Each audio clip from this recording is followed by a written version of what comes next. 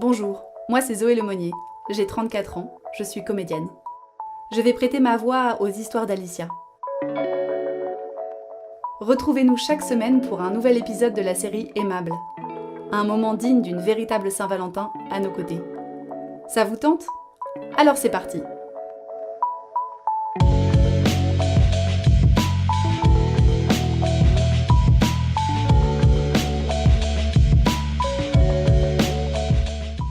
Par défaut.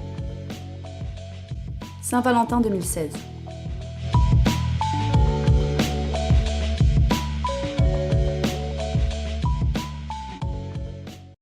Tu es mon pilier, mon repère, mon bonheur quotidien. Toi et moi, on se connaît par cœur. Depuis notre rencontre, je suis plus la même. J'adore être avec toi. Je croyais plus à l'âme sœur avant de te connaître. J'aime ce que tu apportes à ma vie et je ne vois pas comment je pourrais m'en passer. Ton sourire, tes coups de fil surprise, tes engrenages délirants, tes états d'âme. Je veux tout partager avec toi. Bien plus que des soutiens-gorge et des paquets de clopes. Alors Camille, veux-tu être ma Valentine ? Bah ouais, ma poule, pourquoi pas ? On se fait quoi ? Un resto ? Ni une ni deux, je passe en revue tous les restos du coin. Il y a de fortes chances qu'on finisse dans notre QG habituel. D'après Camille, pas la peine de se casser la tête. Je n'ose pas lui rappeler à quel point c'est extraordinaire pour moi, de peur qu'elle change d'avis. Après tout, elle a pas tort. Qu'est-ce qu'une énième soirée resto parmi nos 400 coups ? Toutes les deux, on a eu des fous rires en plein trottoir, on a dansé pendant des heures, on a pris des cuites à Notting Hill, on a suivi des inconnus jusqu'au petit matin. Combien de Valentines bien rangées peuvent se vanter d'avoir autant de conneries au compteur ?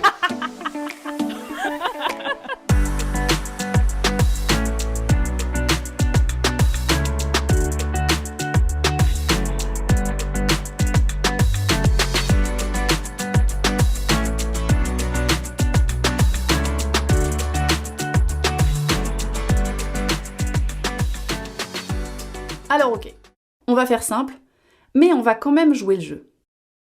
On n'a qu'à mettre chacune une petite culotte rose, commander un fondant au chocolat avec 2 cuillères et hop, on sera dans le thème. Camille, elle s'en fout de tout ça. Elle vit au jour le jour, ou devrais-je dire à la minute. Ne prévoit rien et juge la qualité d'un moment qu'une fois qu'il est passé. Moi, c'est l'inverse. Je réfléchis, je prépare, je projette et ensuite je vis. Et cette première Saint-Valentin, je l'ai imaginée tant de fois. Ça a l'air tellement bien chez les autres. Je l'ai tellement attendue. Je peux pas faire semblant d'être blasée. Pour une fille aussi populaire et vagabonde que Camille, ce n'est rien de plus qu'un moment entre filles. Pour moi, c'est une réussite. L'événement du siècle, un cap. Mais que dis-je, c'est un cap. C'est une institution. Devant mon enthousiasme, elle hausse les épaules. À la façon de ceux qui ont ce don de rendre n'importe quelle expérience désespérément banale. Le mariage ? Oh, rien qu'un bout de papier. Le premier rapport sexuel ? Ouais, pas terrible. Attends Camille.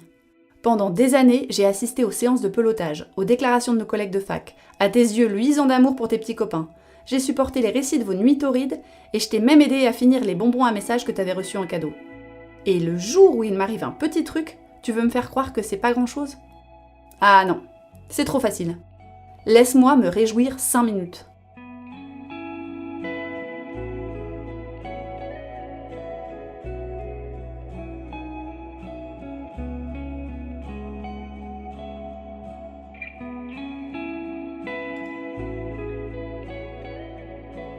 Camille ne fait pas 1m80. Elle n'a ni testostérone, ni arrière-pensée salace. Mais à ce jour, c'est la personne la plus proche de moi. Celle qui me connaît le mieux et qui, pendant ces rares périodes de célibat, partage mon aversion amère pour les mièvreries et les hommes faussement farouches. S'il y a bien un amour que je peux célébrer et afficher comme un trophée, c'est le nôtre. Rien que pour le plaisir de voir la réaction des gens quand je leur dis que « Non, je suis pas disponible le 14 février. » Quoi ? Tu fais quoi le 14 ? Ah, Attends, t'as un mec ? Sérieux ? Non, pas sérieux du tout. Mais je vais te laisser croire que oui, juste pour que tu te creuses les méninges. Le genre de réaction qui m'amuse et me laisse perplexe en même temps. Ce serait si incroyable que ça si j'avais un vrai date? En traversant le centre commercial, je me sens très Pretty Woman. Bon, ma version de Julia Roberts a l'air d'être passée sous un bus, mais l'essentiel y est. Je balade fièrement mes petits sacs en plastique aux couleurs de l'amour, usant de cette occasion spéciale pour acheter tout ce qui me fait envie. Je cherche un cadeau pour ma Valentine. Une bricole pour marquer le coup, mais quoi? On a passé l'âge des bracelets BFF et les bagues 18 carats ont l'air trop formels. On a déjà épuisé notre quota de sucreries pour 10 ans. Niveau sous-vêtements, aucun intérêt. Il me suffit de lui rendre une des culottes qu'elle oublie systématiquement chez moi pour lui faire plaisir. Oublie le cadeau. Un dîner à la bougie artificielle, une éternelle discussion sur l'intemporelle cruauté masculine, une troisième mi-temps au Mont Basillac, picoler jusqu'à se balancer des déclarations, puis des insultes, puis des excuses, voilà ce qu'on sait faire de mieux. Je me surprends à être impatiente, au point d'hésiter entre la robe rouge ou la robe bordeaux, qui n'ont strictement aucune différence. Allez, dernier préparatif, plus que 2 dodos. La rouge fera l'affaire. Mais je vais quand même valider auprès de ma conseillère personnelle. Tiens, justement, elle m'appelle. Allô, ma poule? Tu vas m'en vouloir, mais...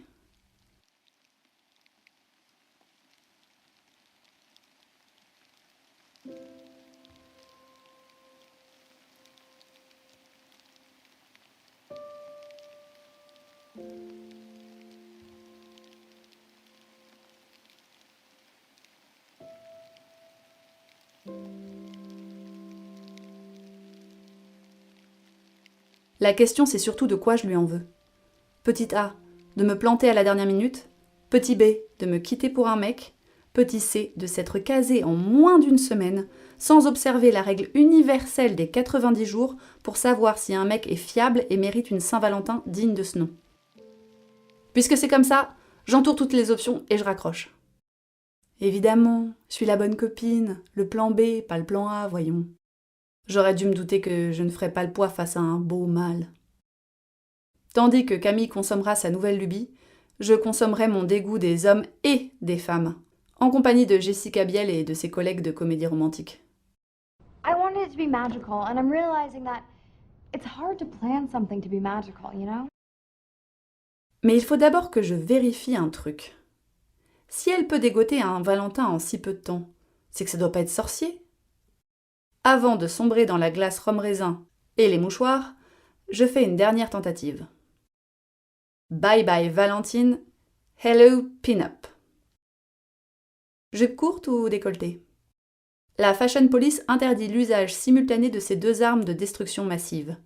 Mais en l'occurrence, j'ai du monde à tuer.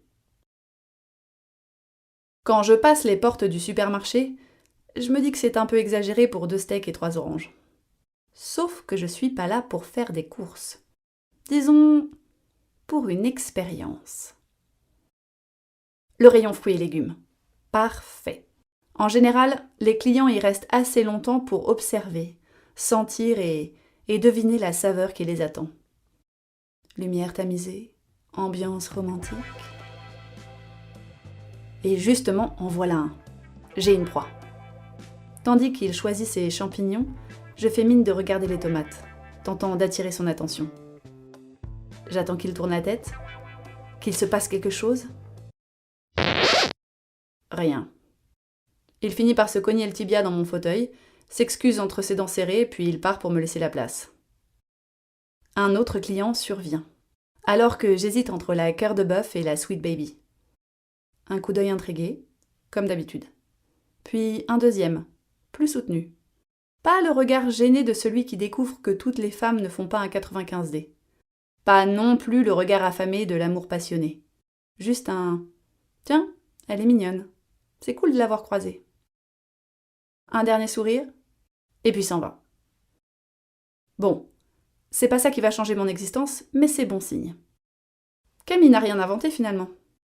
Si moi j'arrive à capter l'attention d'un mec, tout le monde peut le faire. Et si je peux draguer au supermarché, je peux draguer n'importe où. Dans le train, au resto, au travail. Peut-être que j'ai du talent moi aussi.